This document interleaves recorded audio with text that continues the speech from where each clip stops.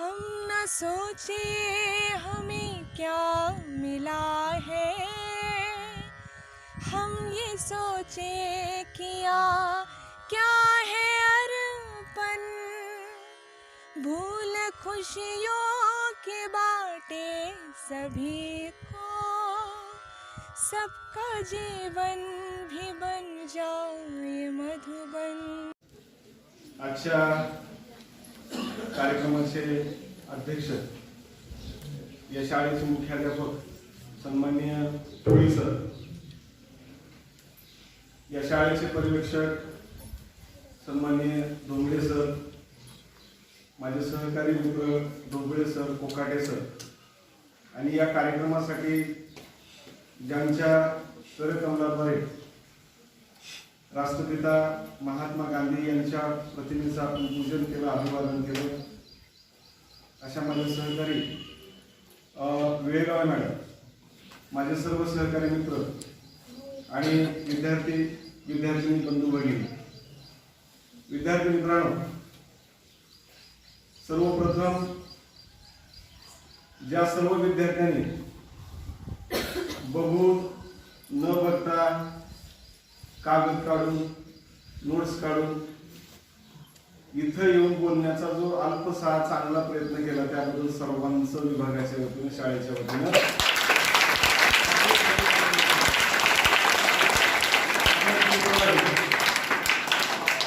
खूप काही बोलण्यासारखं आहे. शेक्सपियर कायद्यानुसार 1935 चा सुधारणा कायदा देशात आला आणि 1935च्या कायद्यानुसार या देशामध्ये भारतातल्या 11 प्रांतांमध्ये ज्या निवडणुका झाल्या, कारण ब्रिटिशांनी राष्ट्रीय सभेला वचन दिलं होतं की आम्ही आता फार काही या देशामध्ये राज्य करणार नाही, आणि मग 1935च्या कायद्यानुसार, सुधारणा कायद्यानुसार या देशामध्ये, देशाच्या 11 राज्यामध्ये ज्या इलेक्शन्स किंवा निवडणुका झाल्या त्या 11 पैकी 8 राज्यामध्ये राष्ट्रीय काँग्रेस पक्षाचे प्रतिनिधी निवडून आले किंवा मंत्रिमंडळ तयार झाले आणि बाकीच्या इतर 3 राज्यांमध्ये संमिश्र मंत्रिमंडळ निवडून आले. यातच दुसऱ्या महायुद्धाला सुरुवात झाली आणि दुसऱ्या महायुद्धामध्ये ब्रिटिशांनी भारतीयांना आव्हान केलं. ब्रिटिश पंतप्रधान लॉर्ड लिथगो यांनी भारतीयांना आव्हान केलं की भारतीयांनो, तुम्ही आम्हाला दुसऱ्या महायुद्धामध्ये मदत करा आणि त्याच्यानंतर आम्ही तुम्हाला स्वातंत्र्य देऊ. तेव्हा राष्ट्रीय सभेनं आपली भूमिका मांडली, अगोदर स्वातंत्र्य द्या, नंतर तुम्हाला आम्ही दुसऱ्या महायुद्धामध्ये मदत करू. परंतु ब्रिटिशांनी मात्र ही मागणी अमान्य केली आणि त्यामुळं भारत आणि राष्ट्रीय सभा आणि ब्रिटिशांमध्ये असणारी जी काही भूमिका आहे ही भूमिका वैमनस्याची भूमिका झाली आणि यातूनच 14 जुलै 1942 ला वर्धा या शहरामध्ये, महाराष्ट्राच्या वर्धा या शहरामध्ये जे अधिवेशन झालं त्या अधिवेशनामध्ये एक ठराव मांडण्यात आला, ब्रिटिशांवर चालते व्हा आणि भारत सोडून जा. क्विट इंडिया मुव्हमेंट या क्षणाला सुरुवात झाली आणि वर्धा येथे मांडलेल्या ठरावानुसार 14 जुलै 1942 च्या ठरावानुसार दिनांक 7 ऑगस्ट 1942 ला मुंबईच्या गवाई या कॅम्पवर राष्ट्रीय सभेचं अधिवेशन सुरू झालं आणि ज्या अधिवेशनाचे अध्यक्ष होते डॉक्टर मौलाना अबुल कलाम यांनी ब्रिटिशांना ठणकावून सांगितलं की ब्रिटिशांना चालते व्हा. आणि दुसऱ्या दिवशी म्हणजे 7 ऑगस्टनंतरचा दुसरा दिवस म्हणजे 8 ऑगस्ट या दिवशी पंडित जवाहरलाल नेहरू यांनी मुंबईच्या गवाई या कॅम्प मैदानावर एक ठराव मांडला आणि या ठरावाला सर्व राष्ट्रीय सभेने पाठिंबा दिला. ठराव काय म्हणला की आता यानंतरची जी काही स्वातंत्र्याची चळवळ आहे ही स्वातंत्र्याची चळवळ राष्ट्रपिता महात्मा गांधी यांच्या नेतृत्वाखाली आपल्याला या ठिकाणी लढायची आहे आणि सर्वांनी महात्मा गांधींचं नेतृत्व या ठिकाणी मान्य केलं. यानंतर महात्मा गांधी त्याच ठिकाणी राष्ट्रपिता महात्मा गांधी नेता म्हणून त्यांनी जे वाक्य बोलले हे आपल्यासाठी खूप महत्त्वाचं आहे. या क्षणापासून प्रत्येक भारतीय स्त्री पुरुषांनी आपण स्वतंत्र म्हणून वागलं पाहिजे आणि भारताला स्वतंत्र करण्यासाठी किंवा स्वातंत्र्य मिळवून देण्यासाठी ब्रिटिशांच्या राष्ट्रसंहितेमध्ये अडकलेल्या भारत मातेला मुक्त करण्यासाठी प्रत्येक भारतीयानं आता आपला जीव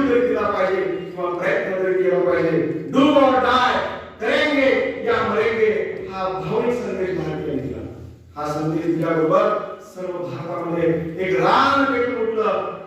ब्रिटिशांना याची कल्पना नव्हती की एवढं प्रचंड रूप या आव्हानाला मिळेल. आणि भल्या पहाटे महात्मा गांधी, पंडित जवाहरलाल नेहरू, सरदार वल्लभभाई पटेल या सर्व भारतातल्या प्रमुख नेत्यांना ब्रिटिशांनी अटक केलं. महात्मा गांधींना पुण्याच्या आगा खान पॅलेसमध्ये स्थानांतर करण्यात आलं. ही बातमी देशामध्ये भाऱ्यासारखी पसरली.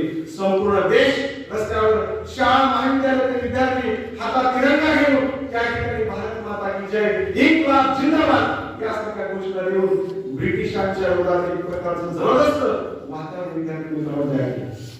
नंदुरबारसारख्या आदिवासी जिल्ह्यामध्ये एक शाळकरी विद्यार्थी शिरीष कुमार नावाचा, या शिरीष कुमारने हातात झेंडा घेऊन ब्रिटिशांनो चालते व्हा, इन्कलाब जिंदाबादच्या घोषणा या शिरीष कुमारने पोलिसांच्या समोर दिल्या. आणि या शिरीष कुमार 14 वर्षाचं वय काय पहा, एक 8वीचा विद्यार्थी आहे. 8वीच्या विद्यार्थ्यावर ब्रिटिशांनी अमानुषपणे त्या ठिकाणी गोळीबार केला. आणि छाताडावर गोळी घेत असताना देखील ज्याने भारताचा तिरंगा ध्वज खाली पडू दिला नाही आणि त्याच्या तोंडातून जी घोषणा होती, मुखातून जी घोषणा होती ती म्हणजे इन्कलाब जिंदाबाद आणि ब्रिटिशांना साथ द्यावा. विद्यार्थी मित्रांनो, हा संस्काराचा भाग. कुठेतरी आपण संस्कार घेतले पाहिजे आणि संस्कार आपण इतरांना दिले पाहिजे. कारण जे आपण करतो तेच त्या ठिकाणी विद्यार्थी मित्रांनो त्या ठिकाणी वापरत असतं किंवा उगवत असतं. आणि मग संस्कार द्या, संस्कार घ्या हा भाग विद्यार्थी मित्रांनो महत्वाचा आहे. 3 मित्र विद्यार्थी मित्रांनो, मला वाटते का कुठल्या तरी वर्गामध्ये हा भाग मी सांगितलेला आहे. 3 मित्र रस्त्याने चालले, फुकट सोनं मिळाले, तर फुकट हंडा मिळाला सोन्याचा. आणि हंडा मिळालाय त्यातला एक मित्र म्हणायला लागलाय की फुकट मिळाले आपल्याला, काहीतरी देवाला दिलं पाहिजे. आणि मग किती देवाला दिलं पाहिजे? हातात जे बांधले गडी आहे ती गडी आपण खाली टाकू आणि हे सगळं सोन्यावर फेकू आणि गडी जेवढं पडेल तेवढं देवाला देऊ आणि बाकी सगळं आपल्याला. पहा किती जबरदस्त संस्कार आहे. पुन्हा दुसरा मित्र म्हणला, साहेब असंच नाही का, असं नसतं म्हणला, सर्व गाव एवढं वरपूळ टाकायचं म्हणला आणि हा मोठं वरपूळ टाकायचं, गाव असं वरपूळ टाकायचं आणि काय करायचं म्हणला, सगळं सोडून फेकायचं, वरपूळात पडलेलं आपलं आणि वरपूळाच्या बाहेर पडलेलं देवाचं. हा विद्यार्थी मित्रांनो, आता तिसरा मित्र ह्याच्यापेक्षा भारी. तिसरा मित्र म्हणायला लागला, असं वरपूळ टाकायचं म्हणला, बिना वरपूळ टाकता काय करायचं म्हणला, वरपूळ टाकायचं. वरपूळ टाकता सोनं वर टाकायचं, वर गेलेलं सोनं देवाला आणि खाली पडलेलं सोनं. सांगा विद्यार्थी मित्रांनो, आहे त्या कुठे संस्कार. आणि म्हणून हे जे कार्यक्रम होत असतात ते सगळे मान्यवर इथं बसले विद्यार्थ्यांनी खूप सुंदर या ठिकाणी भाषण केले विद्यार्थी मित्रांनो. आणि म्हणून हा सगळा भाग तुमच्यामध्ये चारित्र्याची वाढ आपल्याला करायची आहे, संस्काराची वाढ आपल्याला विद्यार्थी मित्रांनो करायचं आहे. आणि त्यामुळे सर्व कार्यक्रम या ठिकाणी महत्त्वाचा असतो लक्षात ठेवा. आणखी एक कथा सांगतो आणि मी माझा या ठिकाणी विचार सांगतो. 3 मित्र असतात, मला वाटतं माहिती असेल पण काही लोकांना माहिती नाही, विचार करत माहिती आहे. आणि मग 3 मित्र असतात, तिथे मस्त आपलं मद्यपान करून बसतं निघाले. त्यातल्या एकाला लघुशंका आली आणि लघुशंकेसाठी ते रात्री चालले. लघुशंकेसाठी थांबला असं एकाने विहिरीमध्येच वापरून बघितलं. त्याच्यातला पहिला कला शाखेचा शिकलेला होता, दुसरा कॉमर्स वाणिज्य शाखेत शिकलेला होता आणि तिसरा विज्ञान शाखेत सायन्स शिकलेला होता. ते कला शाखेत वापरून बघितली, मला चंद्र विहिरीत पडलाय.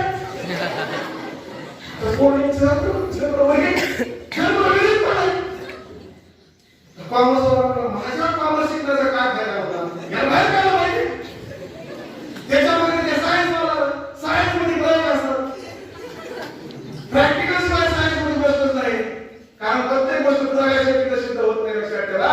आणि मग ते म्हणला माझ्या सायन्स शिकण्याला काहीच अर्थ नाही. आज मला एक प्रोग्राम दोरी ते अंडरवूडच्या दोघांनी जाऊन सांगितलं, हे ठिकाणी म्हणून प्रोग्राम सोडला, घरात जोरात करायला लागले,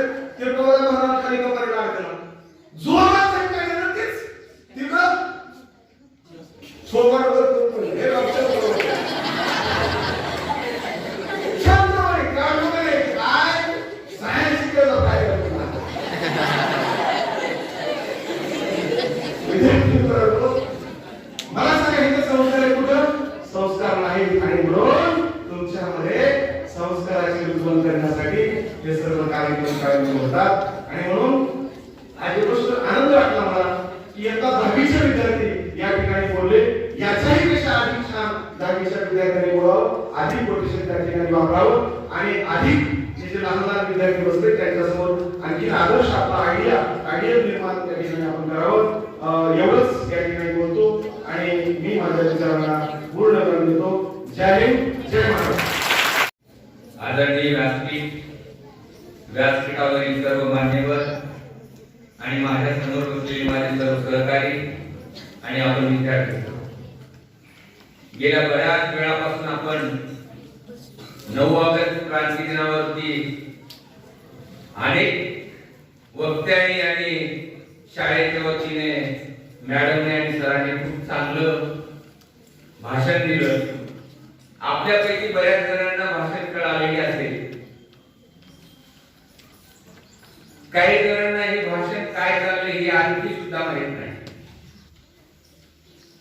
मला वाटतं आजचा जर प्रश्न विचारला आणि आपल्याला उभं केलं की आजचा कार्यक्रम काय, तर 50% विद्यार्थ्याला त्याचं उत्तर येणार नाही. याचं कारणच असं आहे की आपल्यावरती संस्कार घडावेत म्हणून हा सगळा घडामोड चालला आहे शाळेच्या वतीने. आपण सुसंस्कारित व्हावे हा या पाठीमागचा उद्देश आहे. सुसंस्कारित होण्यासाठी आपल्याला आपल्यावरती काही बंधनं लागून घेणं अतिशय गरजेचं आहे. 9 ऑगस्ट क्रांती 1942 ला सुरू झाली. तिचं फलित आपण पाहिलं की 15 ऑगस्ट 1947 ला हा भारत स्वतंत्र झाला. यामध्ये ज्या वीरांनी आपले प्राण गमावले त्या वीरांची संख्या आपण आकड्यात सांगू शकणार नाही. एवढ्या लोकांचे संसार उद्ध्वस्त झाले, ही गोष्ट आपल्याला माहित आहे. ज्या भूमीवरती आपण वावरतो या भूमीवरती या सर्व वीरांचं रक्त सांडलेलं आहे याची जाणीव आपल्या मनामध्ये कायमची असलेली चांगली. कारण आपण कुणावरती जगतो आहोत हे जर माहित नसेल तर आपल्या जीवनाला काहीच अर्थ उरत नाही. त्यासाठी प्रत्येक जगणाऱ्या माणसाला आपला इतिहास माहित असणं अतिशय आवश्यक आहे. इतिहासाविना जर आपण जीवन जगण्याचा प्रयत्न केला तर असंख्य प्रश्न जीवनामध्ये उपस्थित होऊ शकतात आणि त्या प्रश्नांची उकल किंवा सोडवणूक करण्यासाठी आपल्याला परेशान व्हावं लागतं. म्हणून आपल्या सर्वांना माझी विनंती आहे की आपण भाषण तर कराच, पण भाषण करत असताना किंवा करण्यासाठी तयारी करत असताना पुस्तकही वाचण्याचा छंद आपल्याला लागू दे. आपल्याला आता 9 ऑगस्टची क्रांती 1942 मध्ये झालेली आपण पाहिली. आज तारखेपासून आपल्याला एका नव्या क्रांतीकडे झुकायचं आहे. त्या क्रांतीचं नाव आहे की आपल्याला मोबाईलचा त्याग करून पुस्तकाला मित्र बनवायचा आहे. मी सहज सोशल मीडिया पाहत होतो. काल बहुतेक आपल्या ग्रुपवरती मी जय किसानच्या टाकलं, मला ते खूप भावलं सुद्धा. संस्कार करावेत असं लक्षेटे सरांनी आपल्या भाषणात म्हणलं. आणि तुमच्या माहितीसाठी सांगतो, यूपीएससी ची तयारी करणारी जी मुलं आहेत, ग्रॅज्युएशन कंप्लीट झाल्यानंतर जेव्हा यूपीएससी करायचं, आपण बऱ्याचशा वेळेला यूपीएससी हे शब्द कानावरती पडलेले ऐकले. बरेचसे विद्यार्थी आपल्या गावामध्ये एमपीएससी साठी प्रयत्न करत आहेत. महाराष्ट्र लोकसेवा आयोग असं त्याचं मराठीत नाव आहे आणि यूपीएससीचं केंद्रीय लोकसेवा आयोग. या दोन परीक्षेची तयारी करत असताना अनमोल सागर हे आता आपले सध्याचे जिल्हा परिषदेचे सीईओ आहेत. त्यांनी असं सांगितलं भाषणामध्ये की यूपीएससी ची तयारी करत असताना 250 मार्काचं जो काही सिलेबस असेल तो नैतिकतेवर आधारित आहे म्हणा. आपल्यावरती नीती मूल्यांचे संस्कार झाले पाहिजे तेव्हा कुठे आपण यूपीएससी होऊ शकतो असा सरांनी तर्क केला. आता ही नैतिक मूल्य आपल्यामध्ये कसे रुजतील तर त्याच्यासाठी आपल्याला वाचन करावं लागेल. कोण कसा घडला, कोण इथपर्यंत पोहोचला. देशाची लोकसंख्या आपण पाहिली तर 130 कोटी लोक या देशात राहतात. यापैकी 1 कोटी लोक जीवाचं रान करून एमपीएससी ची तयारी करतात. 5-10 कोटी लोक जीवाचं रान करून यूपीएससी परीक्षेची तयारी करतात.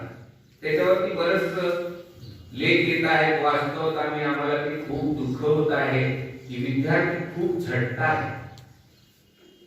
त्यांची क्रांती चालू आहे की जीवाचं काही झालं तरी हरकत नाही, पण आपण यूपीएससी क्रॉस केलं पाहिजे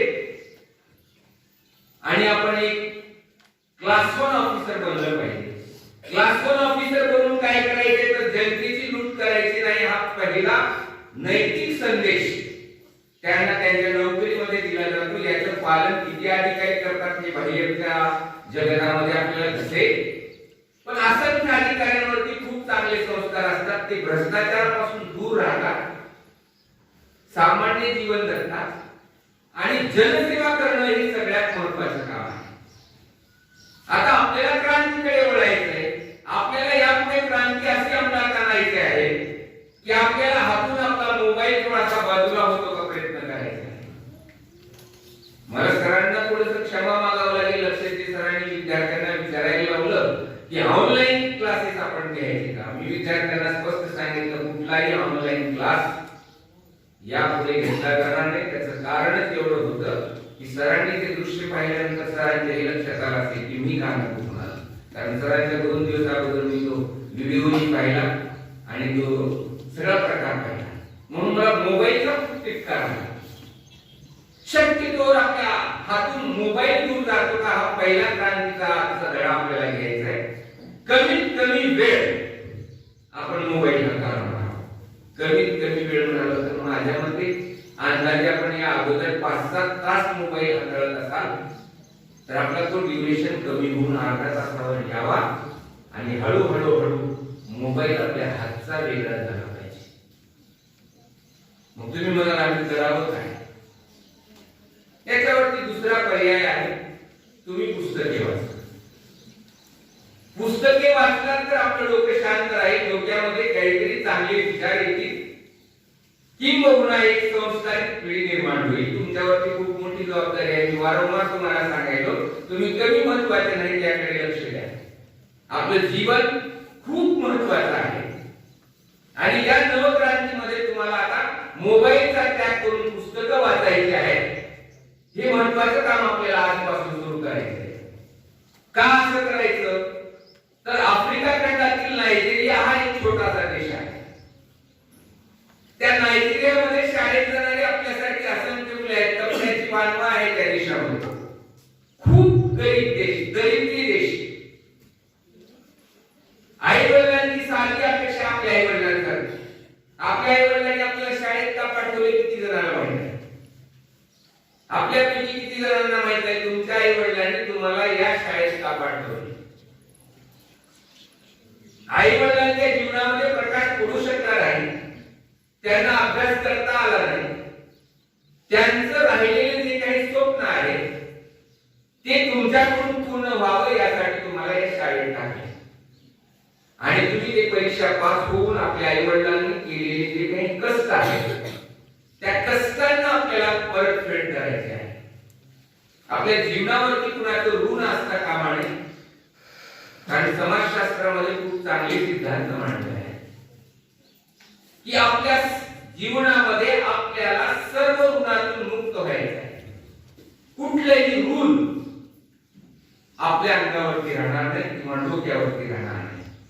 ते आई वडिलांचे ऋण असेल, ते शाळेचे असेल, मित्राचं असेल, आपल्या परिवाराचं असेल, आपल्या गावचं असेल, समाजाचं असेल, अशा कुठल्याही ऋणात आपल्याला राहायचं नाही. या सगळ्यांची ऋण परतफेड करायची आहे. त्यासाठी आपल्याला अभ्यास करायचा आहे. नायजेरियामधलं प्रकरण असं झालं मित्रांनो की त्या शाळेमध्ये जाणारी गोरगरिबांची मुलं आपल्यासाठी शाळा सुटल्यानंतर मोबाईल पाहण्याचा छंद लागला. पहिल्याच्या काळामध्ये लोकांना वेगवेगळं वेळ होतं. काही लोक तमाशाला जायचे. लावणी पाहणे हा एक मोठा प्रकार पश्चिम महाराष्ट्रात आहे. लातूरलाही बरंच काही चाललं. असे लोक वेळे झाले होते. या वेळे लोकांनी काय केलं? स्वतःची सगळी संपत्ती विकून टाकली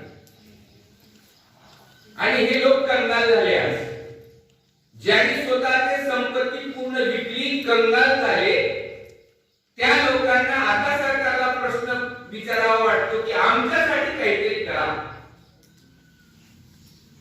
जीवनाचं वाटलं आपणच करायचं, आपणच सरकारला म्हणायचं की आमच्यासाठी काहीतरी करा.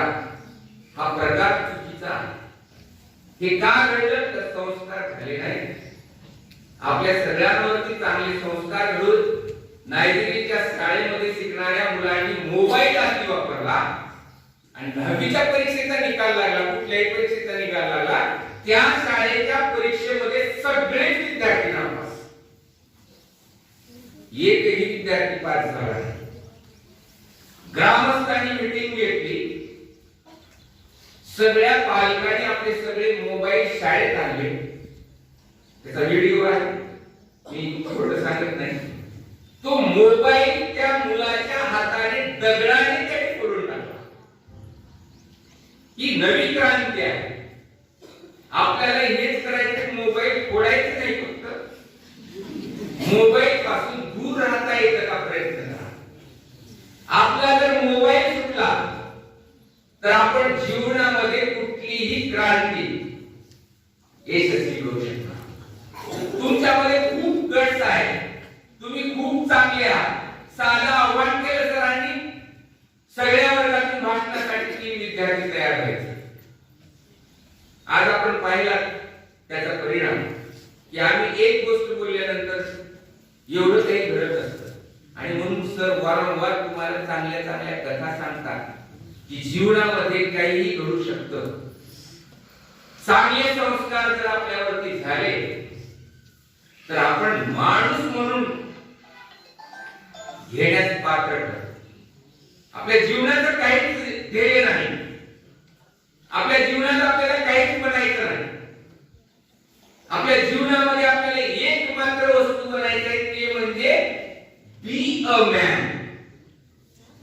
बी अ मॅन याचा मराठीत अर्थ असा होतो एक आदर्श माणूस बनायचा. तुम्ही म्हणाल आम्ही माणसं नाही का? शरीर अवयवाने आपण माणसं आहोत, पण बुद्धी जी आपली आहे ती माणसाची नाही. आपण जीवनात वागताना खूप चुकीचं वागतो, खूप घाणेरड्या शिव्या देतो. कधी कधी मला शिव्या ऐकल्यानंतर माझ्या मनात प्रश्न पडतो की मी शाळेतच आहे का? मी कन्फर्म करत असतो कधी कधी खुर्चीवर बसून की जे काही कानावरती पडतं ते खूप वेदनादायी आहे. आपल्याला यापुढे आपल्या तोंडून पडणाऱ्या शिव्या बंद करायच्या आहेत. जेव्हा केव्हा बोलूया तेव्हा चांगलंच बोलायचं आहे. आपल्याला ही नवी क्रांती आता करायची आहे. आपण मोबाईल सोडून देऊन पुस्तकाच्या नादाला लागायचं आहे. पुस्तकाने आपल्या डोक्याचा विकास होईल, आपला विकास होईल. आपण संस्कारित बनूया. आणि ज्या हुतात्म्याने हा देश स्वातंत्र्य करून आपल्या हाती बहाल केला, हा देश खूप चांगल्या प्रकारे सांभाळण्याचा मनापासून प्रयत्न करूया अशी शपथ आजच्या या 9 ऑगस्ट क्रांती दिनाच्या दिवशी घेऊन आपण सर्वांनी या शक्तीला पात्र राहून स्वतःला संस्कारित बनवण्याचा प्रयत्न करावा अशी साधी अपेक्षा व्यक्त करून मी माझ्या शब्दांना पूर्णविराम देतो. जय हिंद. व्यासपीठावरील सन्माननीय प्रिन्सिपल कोळी सर, सन्माननीय सुपरवायझर भोगले सर, कोकाटे सर, लक्षणे सर, गोखडे सर आणि माझे सर्व गुरुजन आणि माझ्या विद्यार्थी मित्रांनो, सगळ्यांनी आज खूप उत्तम प्रकारे सांगितल्यामुळे मी पण थोडक्यातच सांगणार आहे. कशा साई बिजविशी डोळे उजळ तुझे भाल, कशा साई बिजविशी डोळे उजळ तुझे भाल, रात्रीच्या गर्भात उद्याचा असेल कुशकाळ, रात्रीच्या गर्भात उद्याचा असेल कुशकाळ, शरणावरती आज आमची पेटतात पेटे, शरणावरती आज आमची पेटतात पेटे, रात उठतील त्या ज्वालातून भावी क्रांतीची नेते. कविश्रेष्ठ कुसुमाग्रजांच्या शब्दांनी भारतीय स्वातंत्र्य लढ्याचे सहभागी झालेले होते त्या सर्व नरवीरांना अभिवादन करून मी आज तुमच्यासमोर 2 शब्द सादर करणार आहे. सुमारे 150 वर्ष इंग्रजांनी आपल्या भारत देशावर राज्य केले होते आणि या भारत देशाला स्वातंत्र्य मिळण्यासाठी ब्रिटिशांना आपल्या देशातून बाहेर काढण्यासाठी 9 ऑगस्ट 1942 रोजी महात्मा गांधीजींनी क्रांतीची मोहीम सुरू केली होती. दुसऱ्या महायुद्धानंतर लगेच ब्रिटिशांना पाठिंबा दिला, परंतु ब्रिटिशांनी भारताची दगाबाजी केली आणि भारताला स्वातंत्र्य देण्याचे नाकारले. म्हणूनच त्या ठिकाणी महात्मा गांधीजींनी मुंबईत भरलेल्या काँग्रेस अधिवेशनात भारत छोडोची घोषणा केली आणि करेंगे या मरेंगे हा मंत्र 9 ऑगस्टच्या रोजी पूर्ण देशामध्ये पसरला आणि क्रांतीची नवीन ज्योत त्या ठिकाणी त्यांनी पेटवली होती. या आंदोलनाची ब्रिटिशांना आजच्याच दिवशी रात्री बातमी मिळाल्यामुळे पहाटे 5च्या सुमारास महात्मा गांधीजी आणि त्यांच्या कुटुंबियांना बिर्ला हाऊस मधून ताब्यात घेण्यात आले आणि यावेळी त्या नेत्यांना ताब्यात घेतल्यामुळे ब्रिटिशांच्या हाती होईल असे त्यांना वाटले होते, परंतु त्या ठिकाणी वेगळेच घडले आणि नेत्यांच्या आंदोलनामुळे जे आंदोलन होतं ते लोकांच्या ताब्यात गेले आणि त्या ताब्यात गेल्यामुळे लोकांमध्ये वेगळ्या प्रकारचा आत्मविश्वास निर्माण झाला आणि जागोजागी आंदोलने, मिरवणुका, मोर्चा या सर्वांना त्या ठिकाणी उचलला आणि सरकारने जमावबंदी लागू केली. पण आता सगळ्यांनी काय केले की आता जमावबंदीला न मानता त्या ठिकाणी म्हणजे आदेशांना भीक न घालता सर्वजण लोक आपापल्या मार्गाने चालू लागले. त्या ठिकाणी पोलिसांनी लाठीमार केले, गोळीबार केले, परंतु त्या सगळ्यांच्या आदेशाला न जुमानता सर्वजण जाळपोळ, परत टेलिफोन, दारा कापणी इत्यादी प्रकार सुरू झाले. परंतु देशातील जनतेने ब्रिटिशांविरुद्ध युद्ध पुकारण्याची परिस्थिती तेव्हा निर्माण झाली होती. देशाच्या काही भागात ब्रिटिश अधिकाऱ्यांची हकालपट्टी करून त्या ठिकाणी लोकाभिमुख सरकारे स्थापन करण्यात आली होती. याला प्रतिसरकारी म्हणूनही ओळखलं जात होतं त्यावेळी.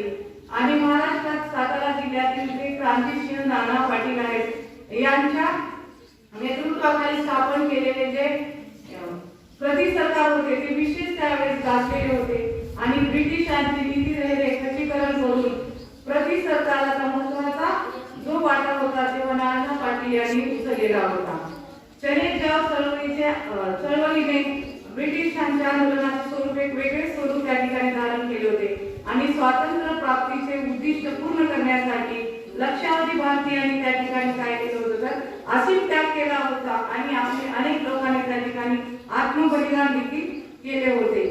आंदोलनाची संख्या इतकी होती त्या ठिकाणी प्रचंड अशी संख्या वाढल्यामुळे ब्रिटिशांना त्या लोकांना तुरुंगामध्ये डांबून ठेवण्यासाठी देखील ते तुरुंग अपुरे पडत होते आणि त्या ठिकाणी त्यांना प्रोत्साहित करण्यासाठी जे महान व्यक्ती होते, साने गुरुजी असतील, संत राष्ट्रसंत तुकडोजी महाराज असतील इत्यादींच्या राष्ट्रभक्तीपर गीतांनी आंदोलकांना एक वेगळाच उत्साह त्यांच्यामध्ये निर्माण झाला होता आणि या राष्ट्रव्यापी आंदोलनाला त्या ठिकाणी ऑगस्ट क्रांती असेही नाव त्या ठिकाणी संबोधले गेले होते.